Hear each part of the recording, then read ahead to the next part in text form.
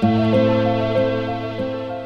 Moneoa has come out to explain on how her ex-boyfriend left her in debt and lied to her about multiple things, guys. But please do take a look at these videos of Moneoa explaining exactly what took place in her 5-year relationship with a man who claimed to be rich while he was using her. My privacy is everything to me. I didn't want to post. I'm not flashy about my life, and I don't have much, and I'm not ashamed of that. I saw his sister today posting that, she lives in Waterfall and my apartment was run down. I have no shame in my rundown apartment. It's my apartment. I earned it. It's run down, but it's mine. I worked for it. I have no shame in that. I have no shame in the little things that I have, in the cheap things that I have. I have no shame. I walk at H&M, Mr. Price, with my head held high, babes.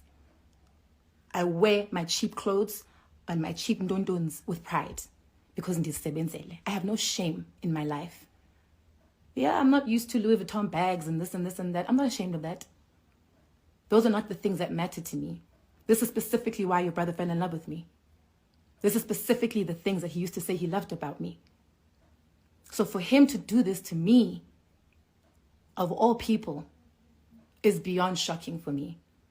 And the arrogance that this man has about it today, the last conversation I had with him, telling him, I sent him a screen grab of my banking app to say, this is the amount that came out of my account. This is the amount that came out of my account. So when I expect you to pay for certain things, it is because I've been debited here, and here. 25,000 rands, 15,000 rands. NFC is still debiting me today. The BMW is still debiting me today. I've given back my Range Rover, by the way, and Sanai, I don't have a car, guys. I have a car, but I don't have a car today. This nigga's driving around in Maybachs, and he has my car. And I sound crazy. I'm crazy, Mna. I'm the crazy one for wanting to speak out, for wanting to stand up for myself. This man physically abused me for the entire duration of our relationship. And I think that was the trigger for me today. I actually thought twice about this live. I actually wasn't going to do it. I said I was going to do it, and then I was like, actually not. But when I saw his sister whiling, the disrespect, it's kind of like it adds insult. What is it? It adds fuel to the fire. It adds I'm so tense. It adds don't to insult to injury. Because I was after warnings, what to do. Never said anything. At the end of the day, I think I was owing something like 6,000 or 7,000 rand at that storage. I could have paid that. All you had to do was tell me, I'm no longer paying for the storage. Go sort out your storage. Fine, I would have paid it. For what I had, I would have paid it. I lost over 500,000 rands worth of belongings. I lost things that I will never get back. Things that I could never buy. I had this beautiful black book that I've been like collecting memories in it and pictures. I had a picture of my great-grandmother, my grandmother's grandmother, my great-grandmother, black and white picture from like the 1910s.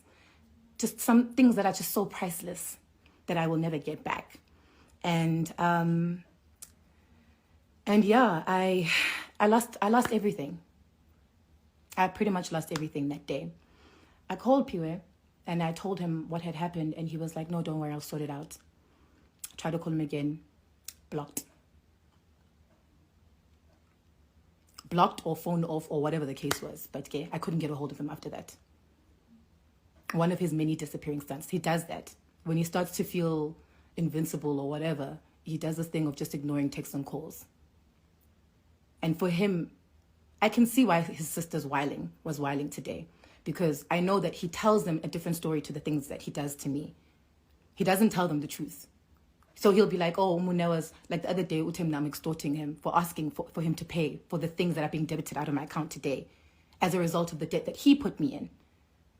I never wanted that Range Rover.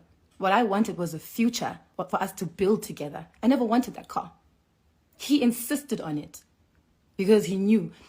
Can I tell you guys, I didn't even want to post that Range Rover. I didn't even want to post it. The only reason why I posted in February is because nguye owati post it. It was going to help me with my career. It's like, I'm helping you with your album. Yeah, this is going to it's going to spruce up your album. It's going to add hype. So post. And yeah, it did. It did help. I thought it was a very smart move. It made sense. It was logical. But I didn't want to post because he knows my privacy is everything to me. I didn't want to post. So anyways, I met Phiwe in 2017. I met him through a mutual friend of ours, more of his friend actually, but I had worked with him in the industry. He's my ex. Who is this person to me? He's my ex. We basically hit it off immediately. We dated for about 2 years. So in the beginning of the relationship, everything flowed very well. We were like a normal happy couple. He told me he was a property developer. He told me that he owned a couple of hotels and properties around Johannesburg and Cape Town and Eastern Cape. And he drove very like this was actually the first guy with money that I'd ever dated. I'd never dated a guy with money before. So it's crazy to me that his sister's saying that I was trying to ride a gravy train, but we're going to get into that. And yeah, it was a happy relationship. He drove very nice cars, you know, but he never actually had a place of his own. He told me that he lived at his hotel where he worked. He lived at the hotel where he worked. And I wasn't allowed to go there. I wasn't allowed to go see his apartment. So most of the time we spent time together indoors was at my place, at my apartment in Roodepoort. I had a small little 2-bedroom apartment there. I used to love that apartment. And I paid rent there the whole time. Phiwe never paid, not one time. He never paid rent, not one time. There was never a single time that he ever contributed towards the rent in the year that he spent at my place. So it was like shaky. You know, he claimed to be one thing, but in the beginning of the relationship, there's certain things that I could pick up. Like he would say, you know, he would say certain things and then forget that he said them. You know, when somebody tells you that he's doing this or he's this type of person, and then next thing, kufanana.